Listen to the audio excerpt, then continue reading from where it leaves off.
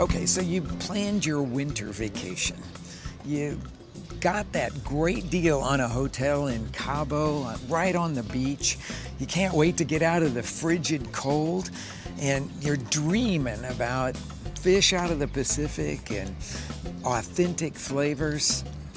And you get there and, well, it's not exactly what you had thought. I mean, all the food in the hotel seems to be international. You're looking at the sea, but you don't seem to find anything that seems local on the menu. So what do you do? How do you get out of that? How do you eat like the local people are eating?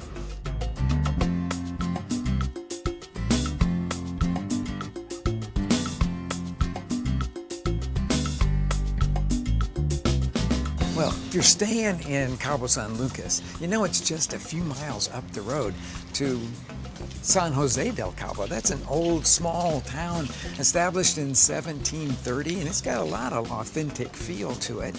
Go wandering out on the street. Don't be afraid to do that. You'll find places that are filled with locals. Maybe even befriend somebody that lives in the community.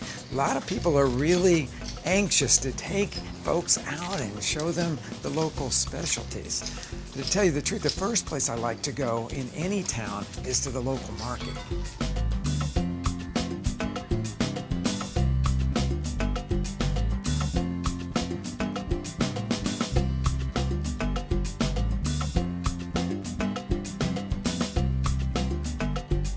Oh, look at that one. What's that one? Cabrilla? Yeah. Cabrilla, yeah. That's one of the favorite local sea bass. Cabrilla. You see all the spots on the bottom of it there?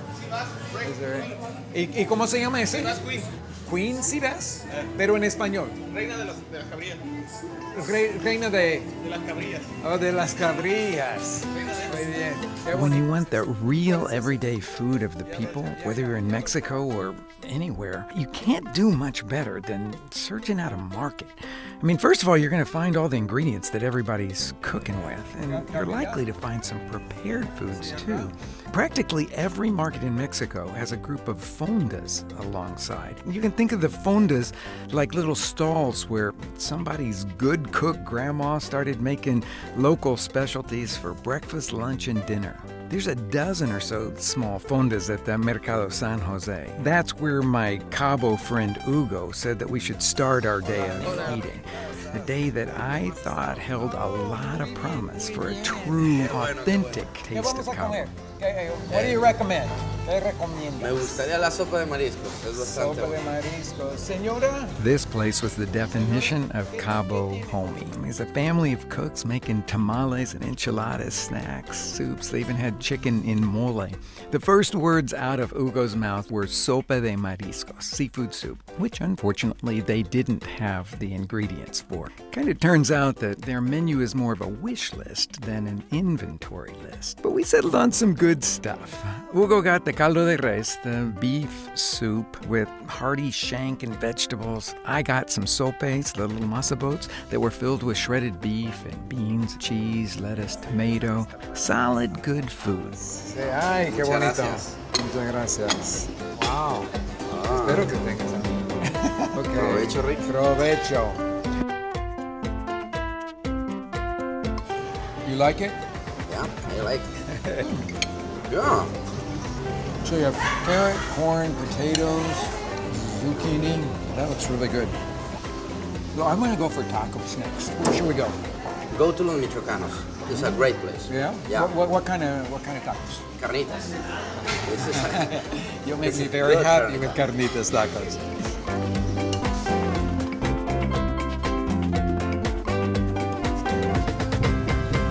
Estos son los michoacanos. Oh, estoy muy contento aquí con este puerco dorado. Puerco dorado. Yeah, what do you like? ¿Cuál prefieres? Oh, a mí me gusta lo que es la maciza. La maciza? La maciza. Oh, yo no. Oh, I like that. The cuerito that's back there, the skin, I like that. Let's see, it looks like there's some heart there, pig's trotters. This looks like pork loin over here, your part, over there. I don't know what all that is, but it sure does look good. Hugo loves Los Michoacános. I mean, I think everybody in San Jose del Cabo does, because it's just a beautiful little carnitas joint.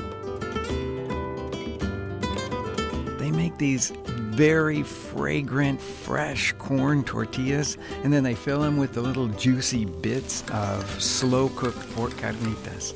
You can watch them make those delicious whole pig carnitas right there in that open kitchen, and then you choose whatever parts you like best. Vamos a ordenar.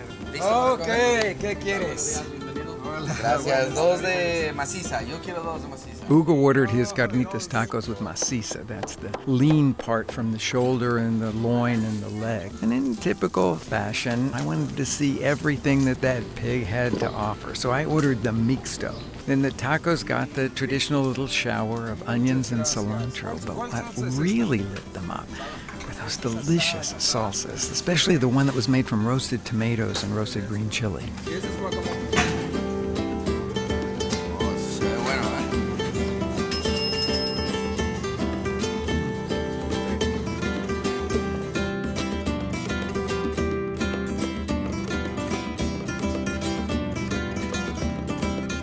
Since I was staying down on the water in Cabo, I probably never would have found this next place that Hugo took me to. Now, though it's a seafood place, it's perched up on this sandy bluff way north of San Jose, about 10 miles from the ocean. It's called El Toro Guero, and it's clearly a favorite with folks that live around here. I mean, they just pack into the place. We joined up with Amado, one of Hugo's friends who just loves the food here. Amado, ¿cómo estás? Listo para Hello guys, welcome. Hi. Good afternoon. Thank What can I do you. for you guys? Well, I saw these shrimp when I walked in, shrimp with bacon around them. See, we put in some cheese inside and we roll it with bacon and we salt it on butter and garlic. And we got that. We got it. Good. We got to have that one. Okay, now tell me about aguachile. You have aguachile, right? See, of course. Yeah. ¿Quieren compartir unas cosas? Sí, seguro. Share some things together? Okay. What, do you want the chiles rellenos? Está bien. Entonces, the shrimp and aguachile. The chiles rellenos with marlin. The bacon wrapped. The camarones rellenos. Camarones. Yeah. We gotta have those. And you have pulpo Para picar. para picar? I mean, it's a really good. Very tender. See, exactly. Okay, good. The aguachile dish that we ordered was made from raw shrimp that was dressed out with a lot of lime and jalapenos, some onions and cucumber. The pulpo dish was made from tender simmered octopus, and it was finished pretty much the same way as the shrimp dish. Muy satisfechos. Here you come, guys. Oh, thank you. There's the octopus and the aguachile. Beautiful. Now this is raw shrimp, right? They're Sí. not cooked, right? And then it has the lime juice on top of it. That's right. And a little bit of the salsa habanera around there. Exactly.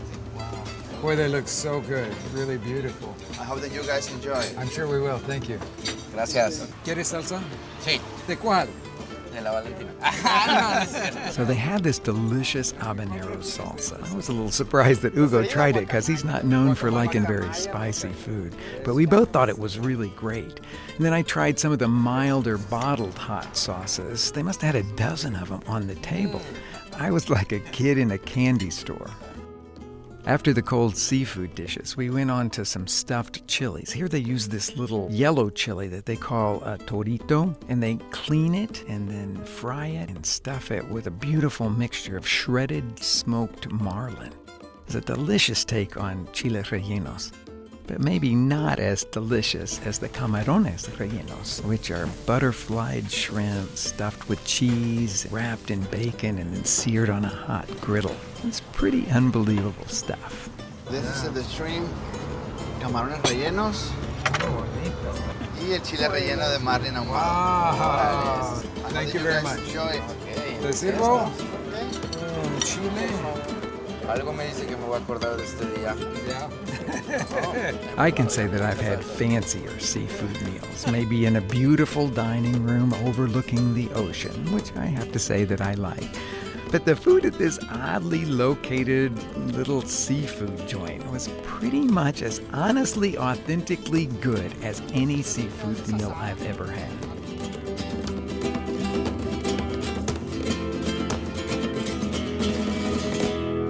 Bacon wrapped shrimp are popular all over Mexico, and my daughter Lainey and I are going to show you our version of that incredibly delicious Mexican specialty. Okay, so the first thing that you have to do is to peel and butterfly the shrimp. Now you want to leave the tails on. In order to peel them, you just take the shell from either side and tear that right off. Now the next step is to do the deveining and butterflying.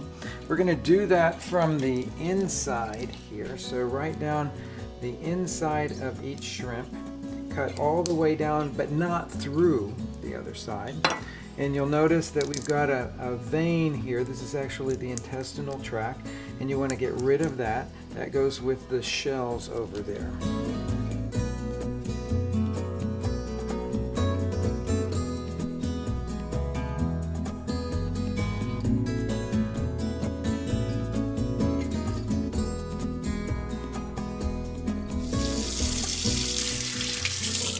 Now on to the cheesy filling for these little delicacies. Now I'm going to grate some of this Manchego cheese here. And I'm going to chop up some cream cheese. That makes it really nice and creamy, which is not something you find in Mexico.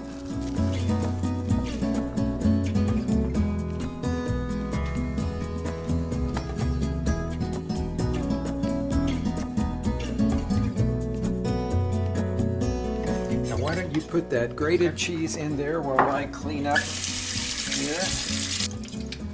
And on to the next two ingredients. We have roasted garlic and chopped cilantro. So we've roasted this garlic for about 15 minutes. You can see that the skin is all blackened, but really the crucial part is that it's soft on the inside, so we can peel it and mash it very easily.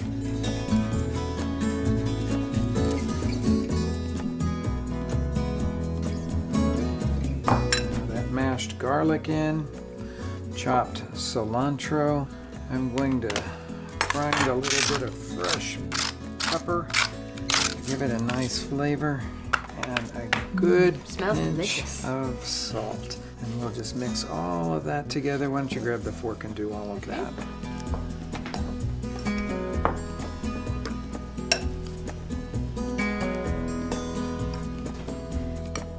And now on to stuffing the shrimp. You'll need a half a slice of very thin cut bacon for each one of the stuffed shrimp. So I'm going to cut those in half. Great. And then take a butterflied shrimp. Takes less filling than you might think for this. About a teaspoon to smear right down the middle. And then I'm going to kind of flip it over right there, and you can wrap it.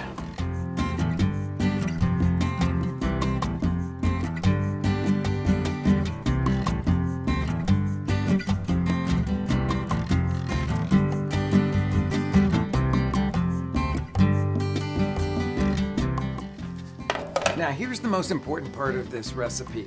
You gotta cook these in a really hot, heavy pan, preferably even putting them in a griddle. This is a cast iron griddle. And then how do you lay them down? Now it's really crucial that you lay the overlapped part of the bacon on the griddle itself, just to avoid it from unraveling.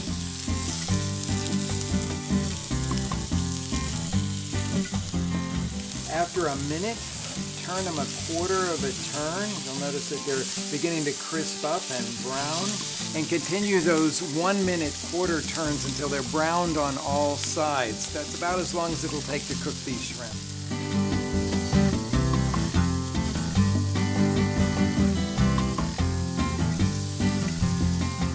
You want a little salsa on yours?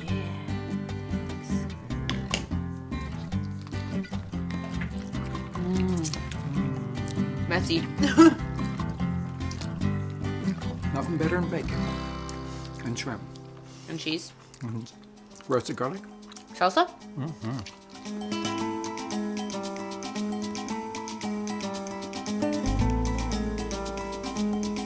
Okay, sometimes you don't have a local guide. So what do you do then? Well, I wander around, usually a little off the main drag, just to see what I find.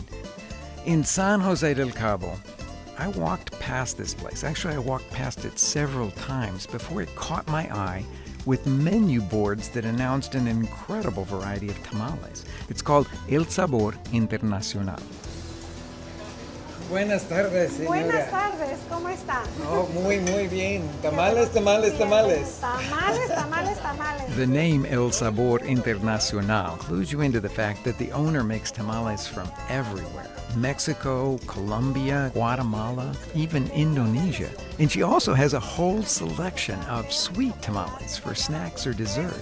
The cranberry? The cranberry, the blueberry. Wow. I don't think that blueberry or cranberry tamales have ever crossed my mind, and I wasn't sure that that's really where I wanted to start.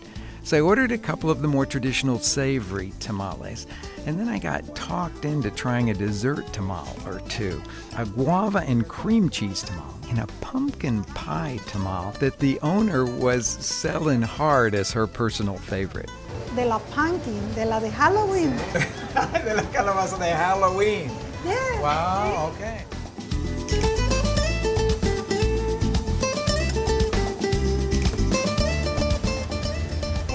De guayaba con queso, Ah, muy guava bien. with cheese, calabaza, De calabaza cinnamon.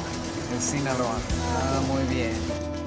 That savory tamal was really good. Slow-cooked beef with 3 chilies Sinaloa style. But I have to say that sweet tamal stayed on my mind for days. So we've got some amazing tamales here. And there's a whole tradition of sweet tamales in Mexico. But these are a little bit different because, well, this one here, which is so utterly delicious, it takes its inspiration from that classic Mexican dessert, which is the ate, or the paste, the guava that you serve with fresh cheese, and it's all chopped up and put into this tamal. And then this one comes from an inspiration from the United States, classic pumpkin pie filling. I know it sounds really weird, but I'll tell you, you would have to absolutely taste it before you could say it was odd. This is a place I think you should come. Muy deliciosa, señora, muy deliciosa.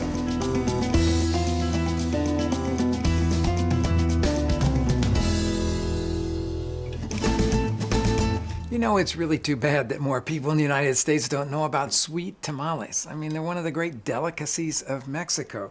And what Lainey and I are going to show you how to make is this fabulous combination of cream cheese and guava paste as the filling for the sweet tamales. Now, if you've never tasted guava paste before, well, you can buy it in the Mexican grocery stores. Well, it sort of reminds me of a soft fruit leather, or maybe in a good grocery store you've come across something called membrillo or quince paste. It's very closely related, and actually the quince paste is a great substitution if you don't find the guava paste. So Lainey's cutting that up. The cream cheese is already cut up over there. Now, a couple of hours ago, I put some dried corn husks to soak. They come dried in a package like that.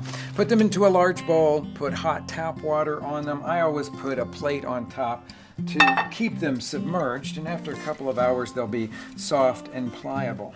And now on to making the batter. Now, the first thing that I'm going to put into the mixer bowl is butter, which may surprise you because a lot of tamales are made with either shortening or with lard. But when you're making sweet tamales, I think butter is the best choice, and a lot of cooks in Mexico agree with me. And to that, I'm going to add 1 1/3 cups of sugar, 1.5 teaspoons of baking powder, and 1/2 teaspoon of salt. This will help to bring out that sweetness beautifully. Now, all of that gets beaten together on a kind of medium speed until it's light and fluffy.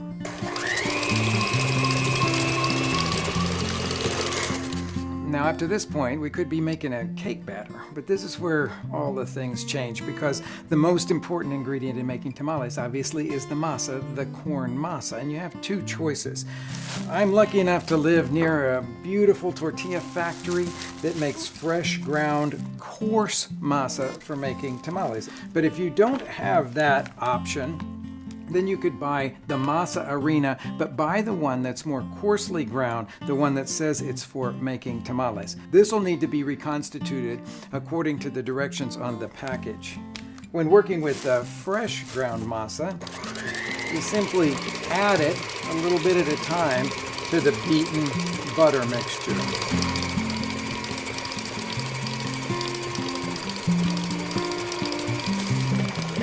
Last ingredient is a half cup of milk, which I'm going to dribble into the batter while beating it.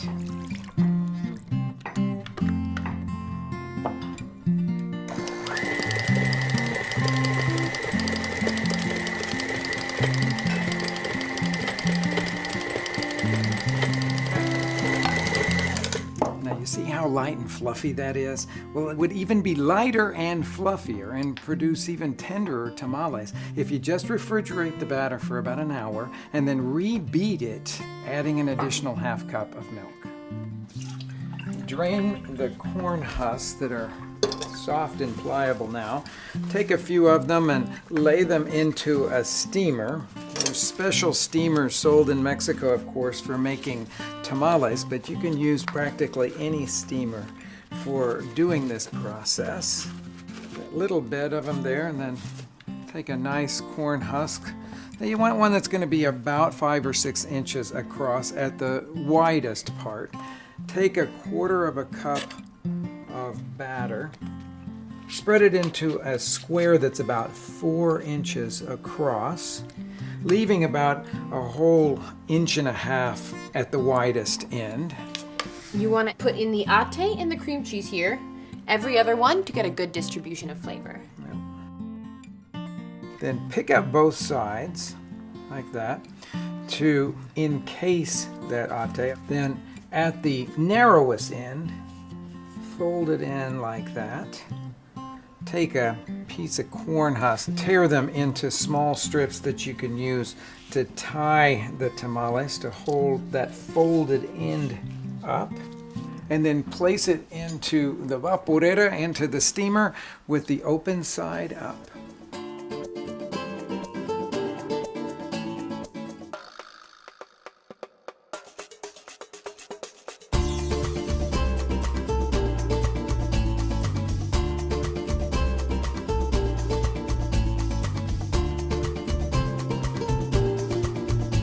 Once all of them are formed, you want to make sure that they're standing upright in your steamer. If they're not packed pretty tightly in there, then wad up some foil and accommodate that down in there to keep them all upright. Then take some of the remaining soaked corn husks and lay them over the top of the tamales to protect them from condensation. Put the top on it. Bring it to a boil. I usually do that over high heat. It'll take about 1 hour and 15 minutes for them to cook. Waiting is the hardest part. Ready for the unveiling? Yes. Okay. It smells so good. That's one of my favorite parts of tamal making. Corn husk smell. They smell so delicious in the kitchen. Okay. Got a little hot there?